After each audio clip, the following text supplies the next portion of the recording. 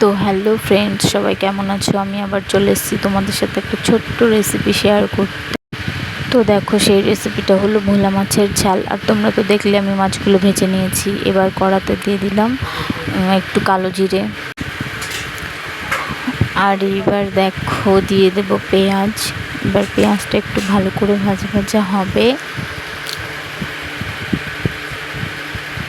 তো তারপর দিয়ে দিলাম একটু টমেটো কুচি।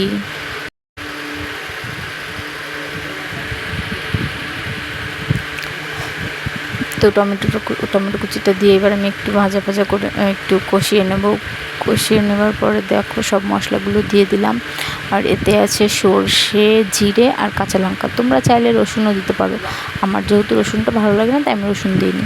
আর দেখলে তো স্বাদ মতো নুন আর হলুদ দিয়ে এবার আবার একটু ভালো করে কষিয়ে নেব। তো এইবার দেখো ধিমা যে আস্তে আস্তে একটু কষিয়ে নিচ্ছি।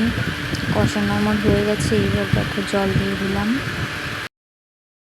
এইবার পরিমাপ মতো জল দিয়ে ভালো করে ফুটিয়ে নেব।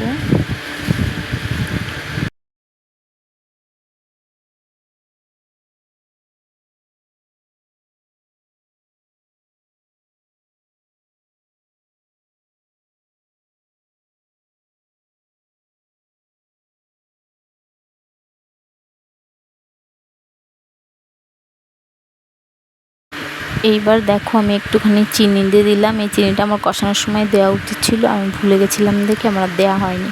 তারপর দেখো মাছগুলো, ঝোলটা ফুটে যাওয়ার পর মাছগুলো দিয়ে দিলাম। মাছগুলো ভালো করে ফুটে যাওয়ার পর একটু ধনেপাতা কুচি ছড়িয়ে দিচ্ছি। তারপরে দেখো তৈরি হয়ে গেছে আমার ভোলা মাছের ঝাল। আজকের রেসিপিটা যদি ভালো লাগে লাইক, কমেন্ট, শেয়ার ও সাবস্ক্রাইবার করে দিও।